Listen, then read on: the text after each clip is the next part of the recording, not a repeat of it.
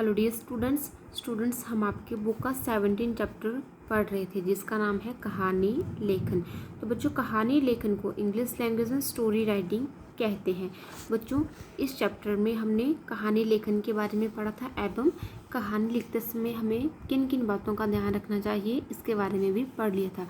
बच्चों उसके बाद हमने एकता में बल कहानी एवं दावत कहानी के बारे में पढ़ा था। तो बच्चों आज हम जिस कहानी के बारे में पढ़ेंगे उस कहानी का नाम है मूर्ख मित्र। तो बच्चों आज हम मूर्ख मित्र कहानी के बारे में पढ़ेंगे।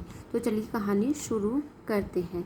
बच्चों यह कहानी एक सेठ और एक बंदर की है। एक सेठ था, उसने एक बंदर पाला हुआ था। सेठ को वह बंदर बहुत प्रिय था। सेठ समझता था कि बंदर बुद्धिमान है, परंतु बंदर तो बंदर ही होता है। गर्मी का मौसम था। एक दिन सेठ गहरी नींद में सो रहा था। बंदर उसे पंखा झल रहा था। अचानक एक मक्खी आई और सेठ के पेट पर बैठ गई। बंदर ने उस मक्खी को बार बार उड़ाया, किंतु वह कभी सेठ के हाथ पर बैठती तो कभी पाँव पर, कभी पेट पर बैठती तो कभी सिर पर। यह देखकर बंदर को गुस्सा आ गया। वह मक्खी को मारने के लिए दूसरे कमरे से डंडा उठाकर लाया। उसमें मक्खी सेठ की नाक पर बैठी हुई थी। बंदर ने उसमें पूरी ताकत से डंडे से उसे मारा।